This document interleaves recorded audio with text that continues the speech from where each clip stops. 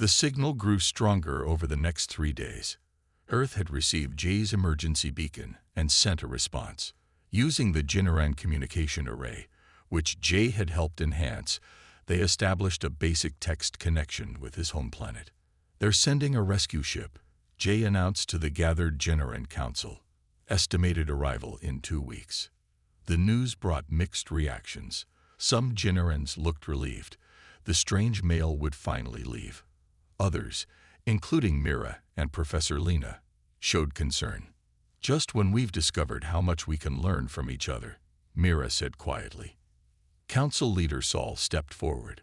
"This rescue ship, how many humans will it bring?" "A standard rescue crew with 6 people," Jay explained, "both male and female." This caused a stir in the chamber. More humans, including females they had never seen. "We need to prepare," Saul decided. "This is no longer about one crashed visitor. This is first contact between our worlds." For the next 2 weeks, preparations consumed the Jinnaran leadership. They created special quarters for the human visitors, prepared translation circlets for each arrival, and debated which aspects of their culture to share first. Jay worked closely with Mira and a team of scientists to compile information about Earth that would help the Jinnarans understand what was coming. He created diagrams showing human gender differences, explained Earth's diverse nations and cultures, and detailed humanity's approach to space exploration. "Your people seem so divided," Mira observed one evening as they worked late. "Nations, religions, ethnicities, genders, so many ways you separate yourselves." "That's true," Jay acknowledged. "But those differences also create strength. Our conflicts pushed us to innovate, to compete, to reach for the stars." "At what cost?" Mira asked. Jay couldn't deny the dark chapters of human history, a high one. "But we're learning. The Earth Exploration Fleet represents all nations working together. That wouldn't have happened a century ago." As the days passed, Jay noticed subtle changes in Jinnaran society. News of his presence had spread beyond the research facility. Citizens from distant settlements requested permission to visit and see the male alien. Children's education modules were updated to include information about Earth. Artists created works inspired by the concept of binary gender and different types of strength. Not everyone welcomed these changes. Elder Ju and her supporters argued for limiting human contact to scientific exchanges only. They feared cultural contamination that might disrupt the peaceful Jinnaran way of life. "Look how quickly our young are fascinated by difference," Ju said during one council meeting. "They're already asking questions about why we don't have males. Some are suggesting we should try to create them artificially." "Curiosity is not a threat," Professor Lena countered. "It's how we've always progressed." The genetic research continued at a rapid pace. Mira's team made breakthroughs in understanding how Jinnaran reproduction could be modified to increase diversity without requiring males. "We can adapt our existing process to combine genetic material from 2 Jinnarans," she explained to Ja. "It wouldn't be sexual reproduction like yours, but it would create similar benefits of genetic diversity." "How would your people accept such a change?" Jai asked. "Some already are. The meteor crisis showed us that different strengths can complement each other. Working in pairs to create children would extend that principle to reproduction."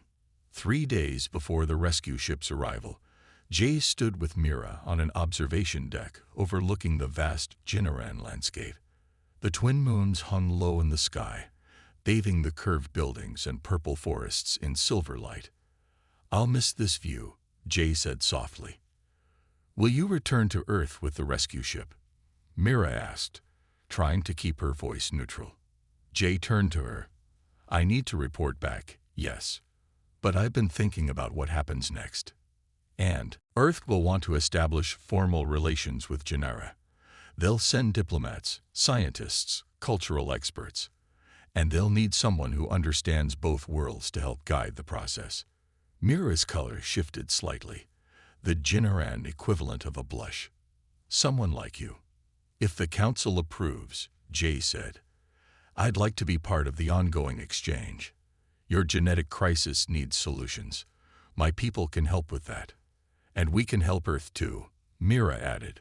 Our biological technology, our sustainable energy systems, these could benefit your world. The day of arrival came with ceremony and tension. A landing site had been prepared near the research facility, and representatives from all Jinnaran settlements had gathered to witness the historic moment. Jay stood with the council members, dressed in a formal Jinnaran robe modified to fit his different physique.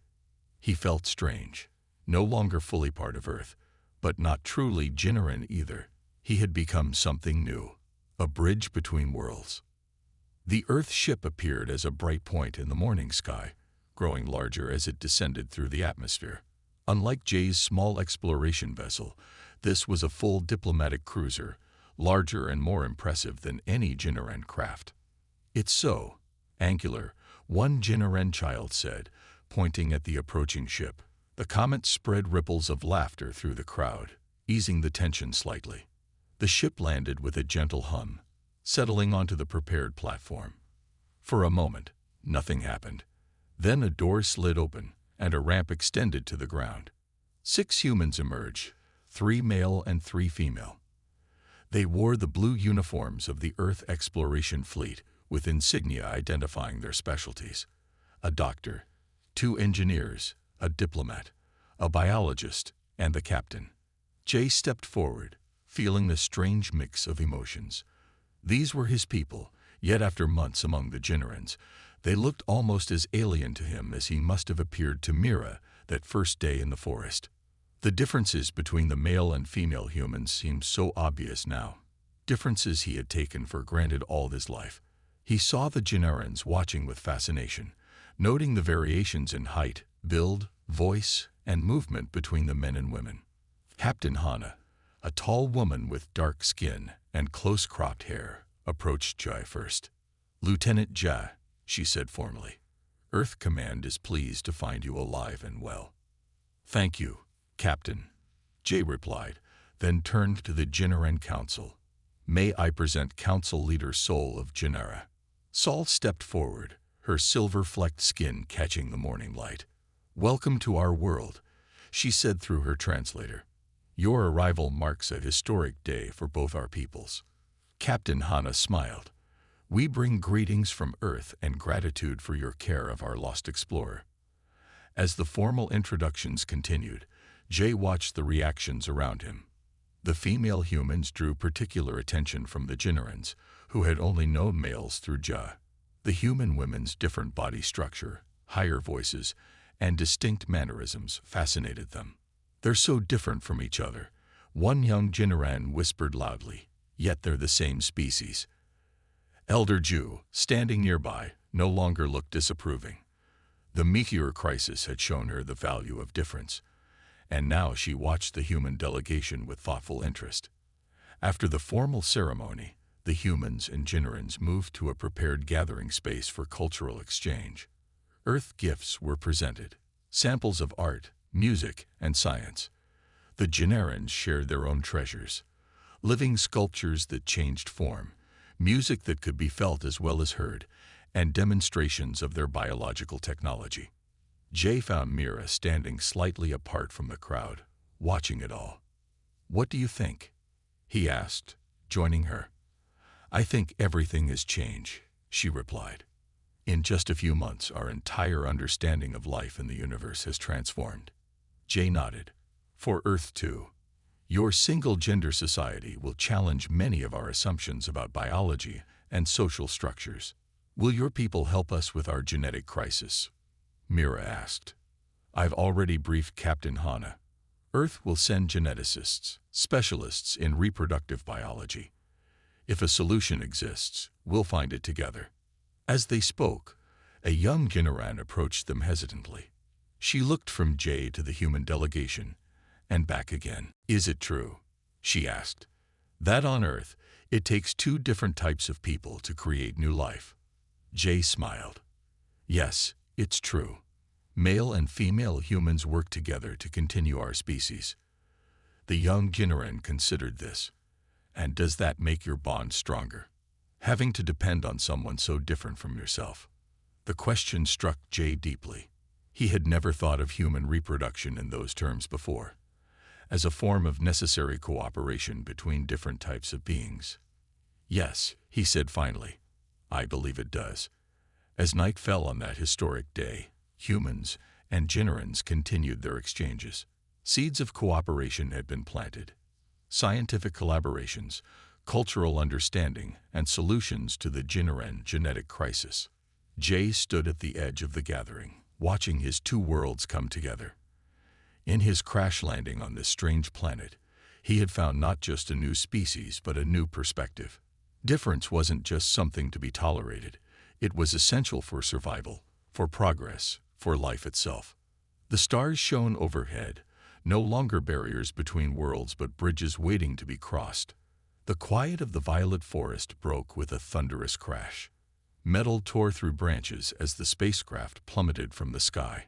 It carved a deep scar across the landscape before coming to rest in a small clearing, smoke rising from its damaged hull. Inside, Lieutenant Jay drifted back to consciousness. His head throbbed, and something warm trickled down his face. Blood. The emergency lights bathed the cockpit in a dull red glow. Outside the cracked viewport, an alien world waited.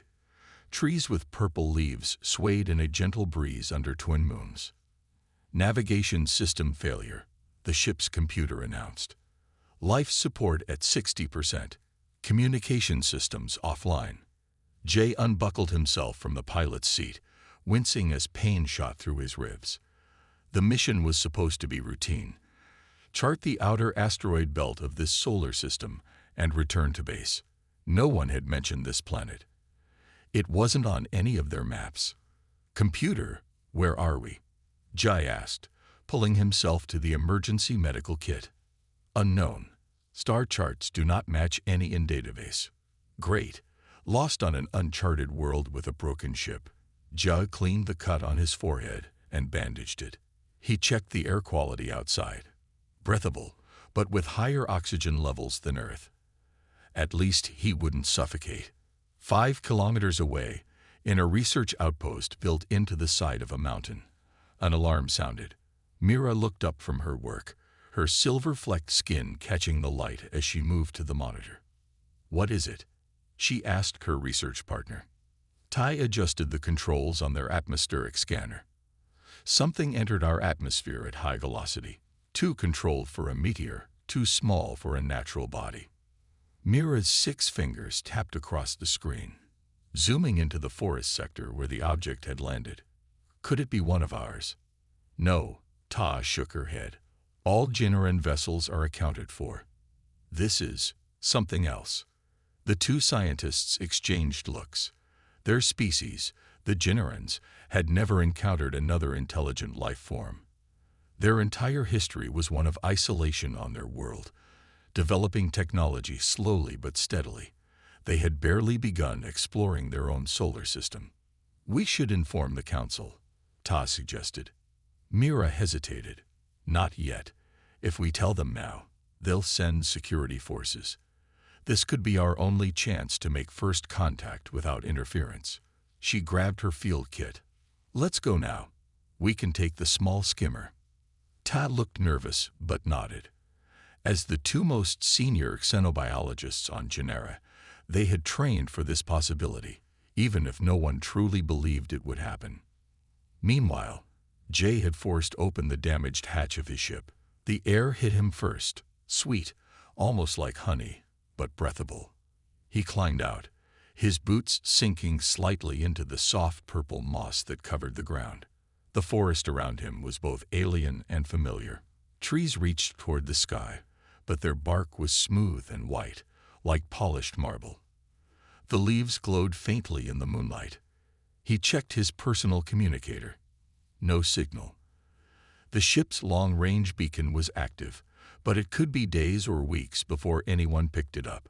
Jay needed to find water, assess his supplies, and set up a camp. As he began unpacking emergency rations from the ship, a faint humming sound grew in the distance. Jay reached for his sidearm. Standard issue for exploration missions, though he'd never had to use it. The sound grew louder, and he ducked behind the ship's wing. A small aircraft appeared above the trees. It was sleek, with curves that reminded him of Earth's dragonflies. The craft hovered, then descended to the edge of the clearing. Its design was unlike anything in Earth's fleet, more organic, as though grown rather than built. The vessel's door slid open, and two figures stepped out. Jay's breath caught in his throat. They were humanoid, roughly his height but more slender. Their skin had a silvery sheen to it, with what looked like tiny flecks of metal embedded throughout. Both had hair that shifted colors like oil on water. They wore simple, form-fitting clothing that seemed to move with them. Mira approached the crashed ship cautiously, her scanner held out before her. Energy signature unlike anything in our records, she whispered to Ta. And the design. It's built for different physics than our vessels. Look at the damage, Ta pointed. It crashed. There might be injured creatures inside. Jay watched them from his hiding place. They spoke a language he couldn't understand, but their behavior was clear. Curiosity, not aggression. He made a decision and stepped out from behind the wing, hands raised in the universal gesture of peace. Both aliens froze. Their eyes, large and iridescent, with no visible pupils, widened as they stared at him. "Hello," Jay said, knowing they wouldn't understand, but hoping his tone would convey his peaceful intentions. Mira couldn't believe what she was seeing. The creature before them stood on two legs like a Jinnaran, had two arms like a Jinnaran, but the similarities ended there. Its skin was a solid color without the metallic flecks that all Jinnarans had. Its body structure was different, broader at the shoulders, with more visible muscle mass. And its face. The features were arranged similarly to a Jinnaran's, but with smaller eyes, a more protruding nose, and what appeared to be hair growing on the lower part of its face. "It's a new species," she whispered to Ta, her voice filled with awe. "An intelligent alien life form." Ta raised her scanner. "It's injured. Look at the covering on its forehead." Jay took a tentative step forward, then pointed to himself. "Jai," he said clearly. Mira understood the gesture. She placed a hand on her chest. "Mira," she responded, then pointed to her companion. "Ta." Jay smiled, and the alien seemed startled by the expression. He pointed to his ship and made a crashing motion with his hand, then pointed to the bandage on his head. "I think it's trying to tell us it was hurt in the crash," Ta said. Mira nodded and slowly opened her medical kit. She held up a small device that resembled a handheld light. She made a healing gesture, pointing to Jay's wound, silently asking permission to help. Jay hesitated, then nodded. As Mira approached, he noticed more details about these aliens. They had 6 fingers on each hand instead of 5. Their ears were slightly pointed and seemed to move independently. And they all had the same basic body type, no obvious gender differences like humans had. Mira ran the healing device over his wound. A warm sensation spread across his skin, and the pain faded. Jay touched his forehead in amazement. The cut was closing before his eyes. "Thank you," he said, knowing the word meant nothing to them, but hoping the gratitude in his voice would translate. The device in Ta's hand beeped. She looked at it with alarm. "Mira, a council security patrol is heading this way. They must have detected the crash too." Mira made a quick decision. She pointed to the approaching patrol, then made a cutting motion across her throat. She pointed to Jai, then to their vehicle. Jay understood the warning. These two seemed friendly, but others of their kind might not be. He nodded and quickly gathered his emergency pack from the ship. As they hurried toward the alien vessel, Jay looked back at his crashed ship. Everything he knew was light years away. His future now depended on the goodwill of beings from another world. For the first time in human history, a man stood alone among aliens, the sole representative of Earth on a planet that had never known human existence. The door of the alien craft closed behind them, and they rose into the night sky, leaving the crash site just as lights appeared on the horizon. The small craft flew low over the forest, weaving between the taller trees. Inside, Jay held tight to a curved seat, unlike any he had used before. It seemed to adjust to his body, molding around him for support. Mira piloted the vessel with light touches on a glowing panel, while Ty kept checking a device that beeped occasionally. "They're still following," Ta said in her language, which Jay couldn't understand. Mira nodded and pressed the craft faster. "We need to reach the research facility before they catch us. The Council patrol ships are bigger but slower." Jay watched through the clear dome as they left the forest behind and entered a region of rolling hills. In the distance, a structure emerged from the side of a mountain. It didn't look imposing, more like a series of bubbles clustered together, glowing softly in the night. The craft slowed and entered an opening that appeared in one of the bubbles. Once inside, the door sealed behind them. Jay felt the tension in the air as Mira and Ty exchanged quick words. They led him through curved hallways where the walls seemed alive, shifting colors slightly as they passed. Other aliens stopped to stare at Jay. Some backed away in alarm, while others leaned forward with obvious curiosity. Finally, they entered a large round room filled with strange equipment. An older-looking alien with paler skin and hair that had faded to a single silver color looked up from a desk. Her eyes widened at the sight of Jay. "What have you done?" she asked, her voice sharp. "Professor Lena," Mira said quickly, "we found his ship crashed in the western forest. The Council patrols were coming. We couldn't leave him there." The professor circled Jay slowly, studying him with intense eyes. "You realize what this means. The first contact with another intelligent species, and you two decided to handle it yourselves." She didn't sound angry, just amazed. "We know the protocols," Ta said, "but you've always taught us that science comes before politics." Lena stopped in front of Jay. "Can it understand us?" "No," Mira replied, "but he seems peaceful. He let me heal a wound on his head." Lena nodded slowly. "We need to communicate. Bring the neural translator."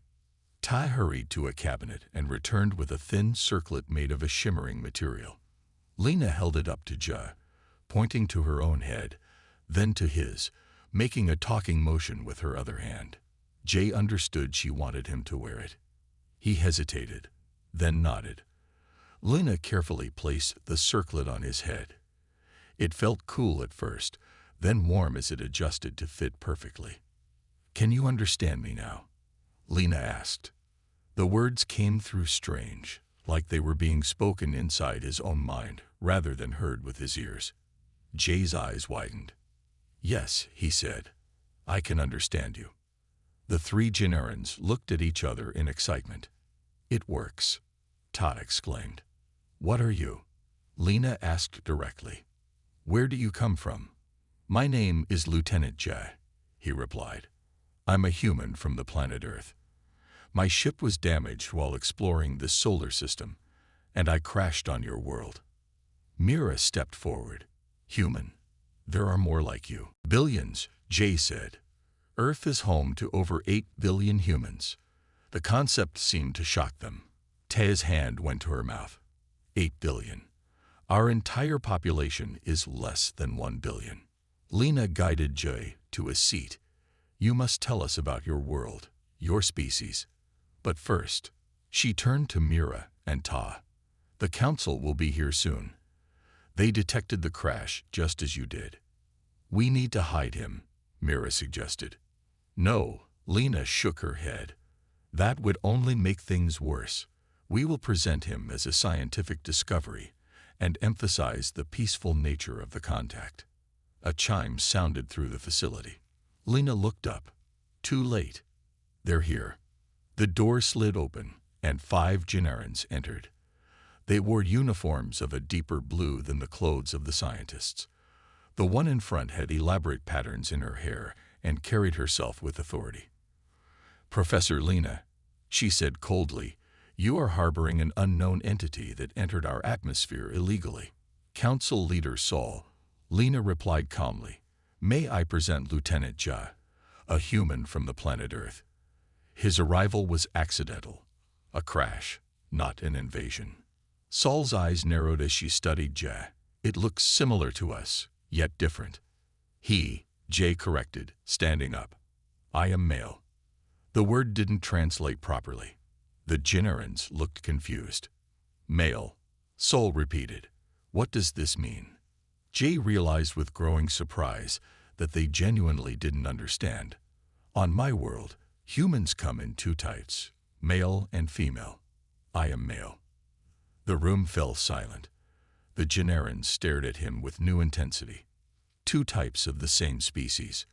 Mira asked, fascination clear in her voice. How does that work? Jay felt suddenly uncomfortable. It's for reproduction. On Earth, it takes a male and a female to create a child. This caused an even greater reaction. The Jinarans began talking all at once, their voices rising in excitement and confusion. Lena raised her hands for silence. Perhaps we should let our guest rest. He's been through a traumatic experience. We can continue this discussion tomorrow when he's recovered. Sol didn't look happy but nodded. Very well. But he stays under guard, and I want a full biological scan. If he poses any threat to our people. I don't, Jay interrupted.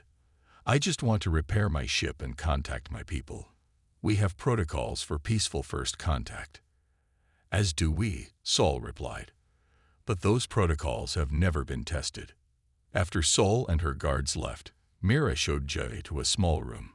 It had a bed-like structure that, like the seat in the ship, seemed to mold to his body when he sat on it. I'm sorry about all this, she said. You must be overwhelmed. A bit, Jay admitted. May I ask, if you don't have males, how do you reproduce? Mira tilted her head. Each Jinaran can produce one offspring during her lifetime. We simply create them from ourselves when the time is right. The child is similar to the parent, but with small variations. Asexual reproduction, Jay murmured. Like some Earth species, we will have many questions for you tomorrow. Mira said, you're so different from us. Your bone structure, your muscle mass, even your voice is deeper than ours. On Earth, those are typical male characteristics, Jay explained. Mira's eyes lit up with curiosity. And females of your species look different. Yes, generally smaller, with less muscle mass, higher voices, different body shapes. Fascinating, Mira said. Rest now. Tomorrow will be a long day.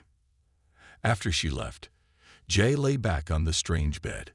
His mind raced with everything he had learned. An entire intelligent species with only one gender. It challenged everything he knew about evolution and biology.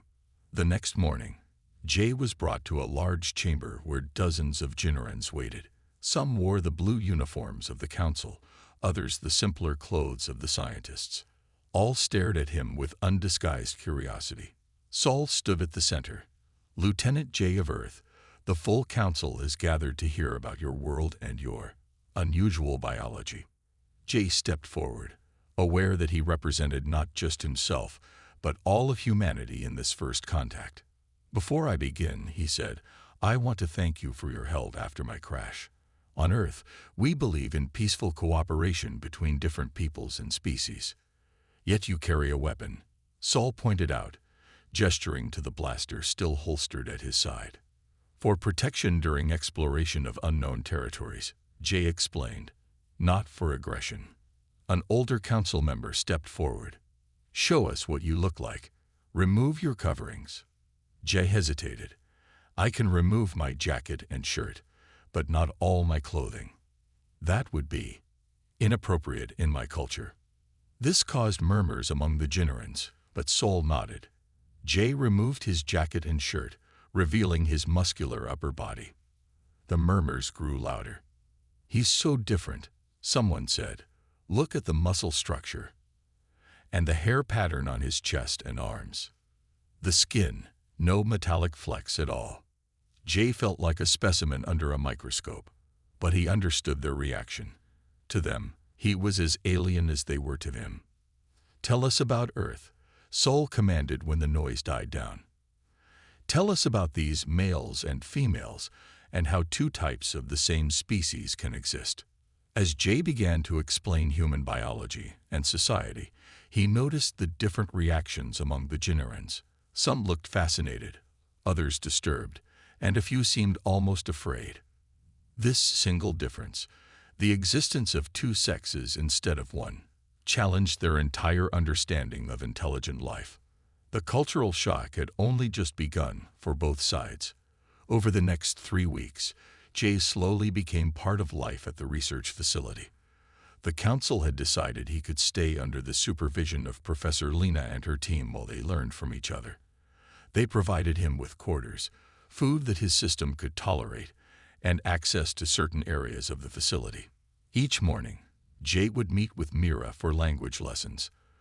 The neural translator helped, but understanding the nuances of Jinaran communication required practice.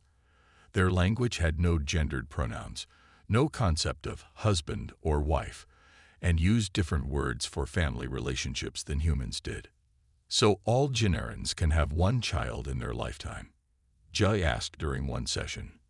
Most choose to, Mira explained. The process happens when we decide we're ready, usually between the ages of 60 and 80. You live longer than humans, Jay noted. Our average lifespan is about 90 years. Mira looked surprised. We typically live to be around 200, perhaps because our reproduction doesn't take as much energy from our bodies. These conversations happen daily, each one revealing more differences and similarities between their species. Jay learned that Jinarans had 3 major cities across their planet, with the research facility located in a more remote region. Their society valued knowledge and cooperation above all else, with no concept of war in their history. In the afternoons, Jay would work with Tai in the engineering lab. When the Jinarans discovered his background in spacecraft design, they eagerly brought him into their projects. Jay was impressed by their technology, which used biological components integrated with mechanical systems. Your ships are partly alive, he told Tai as they examined a propulsion system. On Earth, we keep biology and technology separate. That seems inefficient, Tai replied.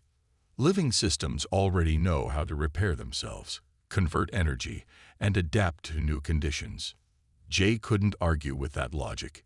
He showed Tai the schematics of his own ship, which now sat in a hangar at the facility. The Jinarans had transported it from a crash site for study. Your design focuses on speed and direct force, Tai observed. Ours prioritize efficiency and sustainability. Different approaches to the same problems, Jay said. That's why exchange of ideas is so valuable. As the days passed, Jay noticed how his physical differences continued to fascinate the Jinarans.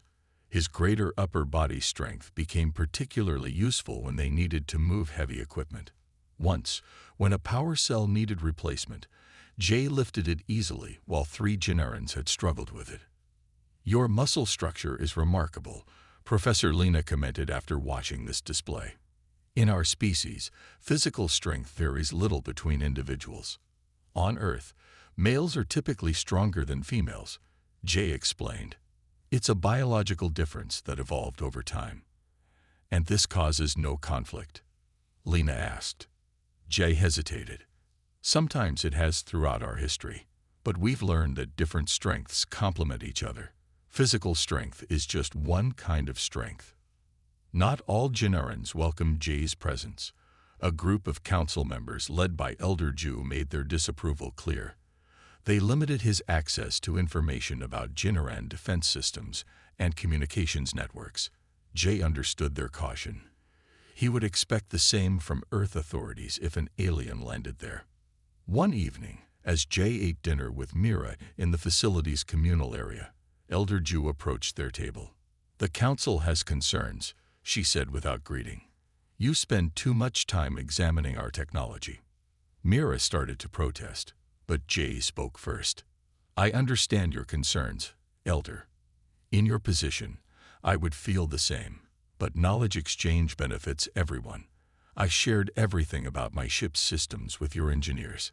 And how do we know there aren't weapons systems you've hidden from us? Ju asked. My ship is an exploration vessel, not a warship, Jade replied calmly. You've examined it thoroughly. Did you find any weapons beyond my personal sidearm? Ju didn't answer directly. Some believe your presence here disrupts our way of life. Your very existence challenges our understanding of intelligent beings. Change always brings discomfort, Mira said, but it also brings growth. Ju gave her a sharp look. You've become quite attached to this, male. The way she said the word made it sound like an insult. Judd felt Mira tense beside him. I've become attached to the knowledge we're gaining, Mira replied evenly. Isn't that what our society values most? After Ju left, Jay noticed Mira seemed troubled. Don't worry about her, he said. Every first contact has its challenges.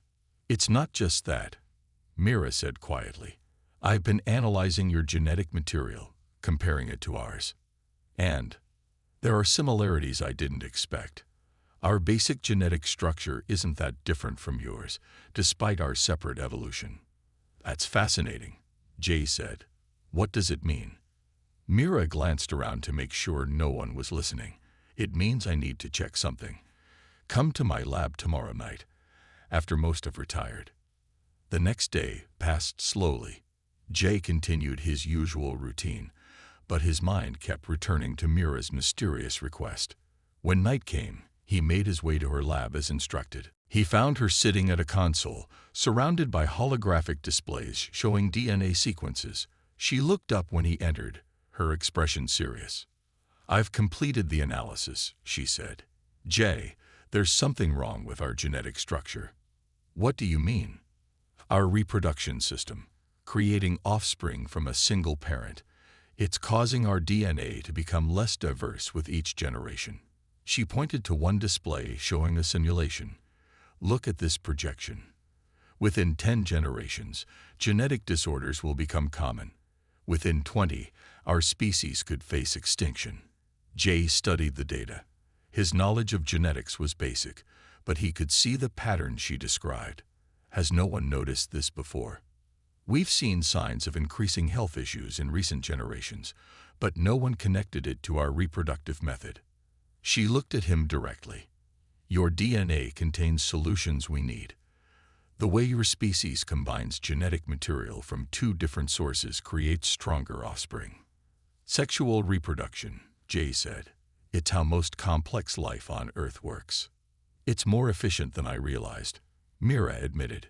Our way seems simpler, but it has a hidden cost. What will you do with this information? I need to present it to Professor Lena first, then the council. But I wanted you to know. She hesitated. Some will use this as a reason to fear you more. Others will see it as proof we need contact with other species. Jay thought about the implications. On Earth, genetic diversity has saved many species from extinction. The more varied the gene pool, the better chance of adaptation and survival. Mira nodded.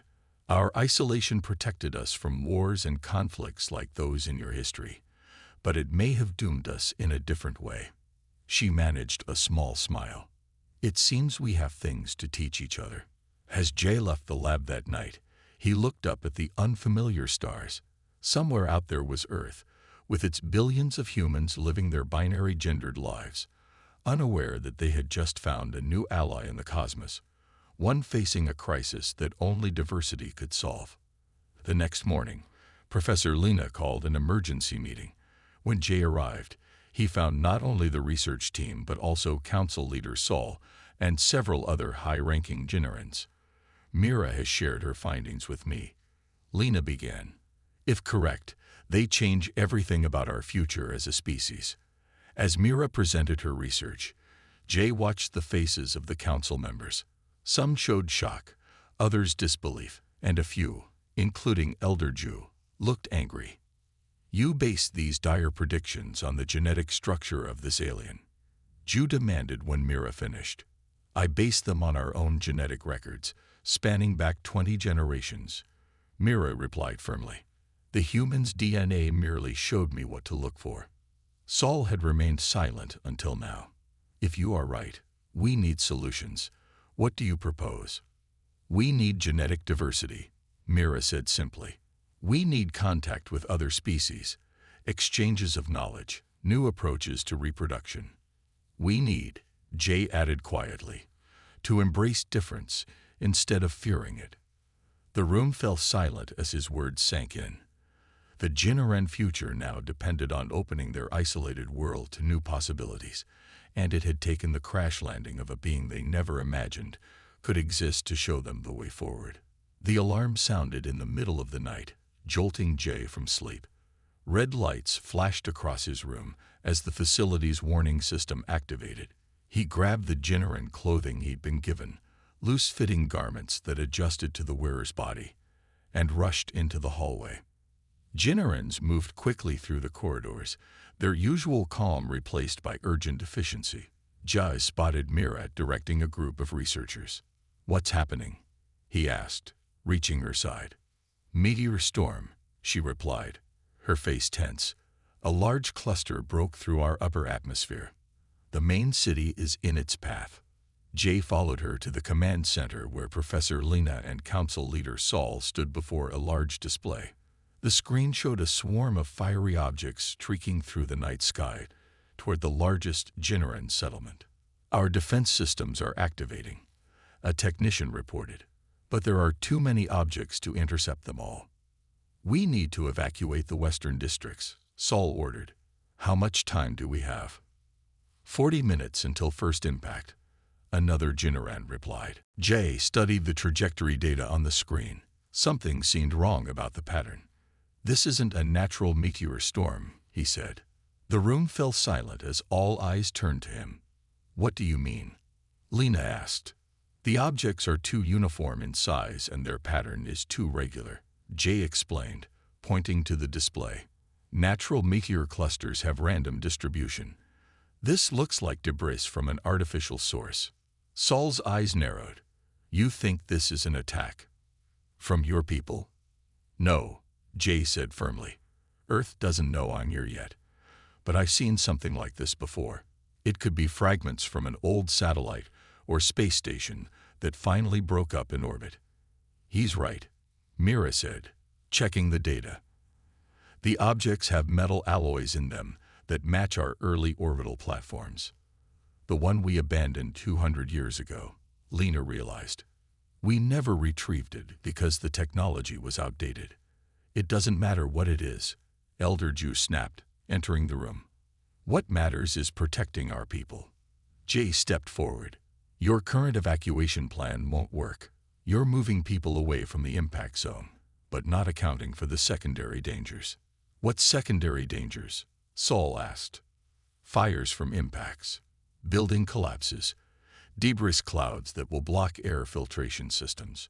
Jay pointed to different areas on the map. "I've dealt with emergency situations before.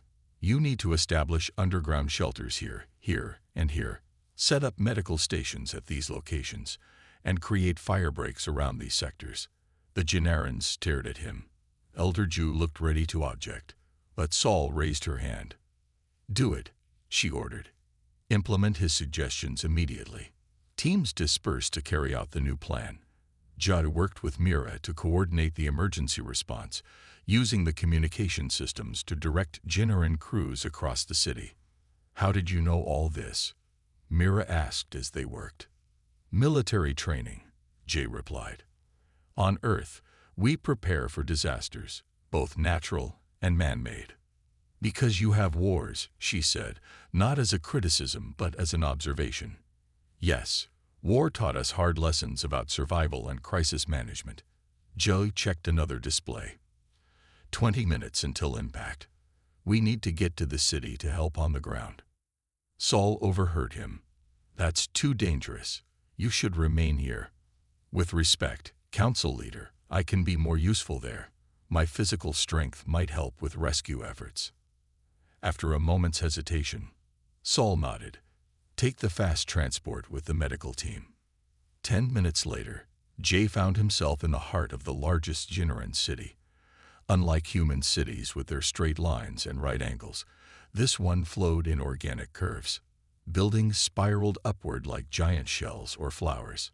Streets wound in gentle arcs rather than grids. Now, this beautiful place prepared for disaster. Jinarans moved toward shelter locations with remarkable discipline. There was no panic, just orderly movement as they followed the evacuation plan. The first meteor hit with a deafening boom that shook the ground. A flash of light illuminated the night as it struck an uninhabited area outside the city, exactly where Jay had predicted. The defense systems diverted it, Mira explained. But they can't stop them all. More impacts followed. Most were deflected to safer areas, but some hit within the city. A building 2 blocks away took a direct hit, its upper levels collapsing. There are people still inside, a Jinaran medic said, checking her scanner. Without hesitation, Jay ran toward the damaged structure. The entrance was blocked by fallen debris too heavy for the Jinaran rescue team to move. Jay assessed the situation, then braced himself against a large beam. Using all his strength, he lifted it enough to create an opening. "I can hold this," he called to the rescue team. "Go in and get them out." 3 Jinarans rushed through the gap while Jay held the weight. His muscles burned with the effort, but he maintained his position. Minutes passed. Sweat dripped down his face. Finally, the team emerged with 5 injured Jinarans. As soon as they were clear, Jay released the beam, and it crashed back into place. "That was impossible," one of the rescue workers said, staring at Ja. "No Jinaran could have lifted that weight." "Different biology," Jay replied between heavy breaths. "Different strengths." Throughout the night, this scene repeated itself. Jay's physical capabilities, greater strength, higher endurance, different lung capacity that handled the debris-filled air better, made him invaluable to the rescue efforts. He carried injured Jinarans from dangerous areas, helped move rubble, and even climbed structures too unstable for others to access. Elder Ju watched from an emergency command post as reports came in of the humans' actions. Her expression shifted from suspicion to reluctant admiration. By dawn, the meteor storm had passed. The city had suffered damage, but the casualties were far fewer than initially feared. The new evacuation plan had worked. Exhausted, covered in dust and minor cuts, Jay sat on a low wall as medical teams treated the injured. Mira brought him water. 38 lives saved because of your plan," she told him, "plus those you rescued personally." Jay took a long drink. "I just did what needed to be done." "Your physical differences proved valuable today," she said. "Strength we don't have. Endurance we can't match." "Different, not better," Jay corrected. "Your technology and coordination saved far more lives than my muscles did." Saul approached them, looking as tired as everyone else. "The council has been monitoring the situation. Your assistance was significant." Coming from Saul, this was high praise. Jay nodded in acknowledgement. "There's something else you should see," Saul continued. "At the research facility." When they returned, Professor Lena was waiting with a group of genetic researchers. The laboratory had been transformed overnight, with new equipment set up and data flowing across multiple displays. "While you were handling the crisis, we continued analyzing Mira's genetic findings," Lena explained. "We've confirmed her predictions. Our species faces genetic collapse within 10 generations." She showed them a simulation of the Jinaran genetic structure over time. With each generation, harmful mutations increased while overall diversity decreased. "This is a different kind of disaster," Saul said quietly. "One we can't see coming like a meteor storm." "Is there a solution?" Jay asked. "Perhaps." Lena brought up another display, this one showing Jay's DNA alongside Jinaran samples. "Your genetic structure contains elements that could help us. Not direct interbreeding. Our species are too different for that, but principles we could adapt." Mira stepped forward. "We could modify our reproduction process to introduce more variation. Perhaps even develop a system that combines genetic material from 2 Jinarans instead of just one. Creating a binary reproduction system." Elder Ju had entered silently, like the humans have. Not exactly the same, Mira clarified, but using similar principles to increase diversity. Zhu looked troubled. This would change everything about our society. Yes, Lena agreed, but it might be necessary for our survival. Sol turned to Jia. Your arrival has brought us two revelations, one about our past and one about our future. The space debris that nearly destroyed us came from our own abandoned technology, and the genetic crisis that threatens our species might be solved by learning from yours. Jay thought about the strange twist of fate that had brought him here, a navigation error, a crash on an unknown world, and now, perhaps, a key role in saving an entire species. On Earth, we have a saying, he told them. Sometimes the best solutions come from the most unexpected places. As the Generans discussed their genetic future, a technician entered with urgent news. We've detected a signal, she announced. It appears to be responding to the beacon from the human ship. Jay felt his heart race. Earth had found him. For the first time since the crash, he allowed himself to feel hope of returning home. But as he looked at Mira and the others, he realized his mission had changed. He wasn't just a lost astronaut anymore. He was a bridge between two worlds, both of which needed each other more than they knew.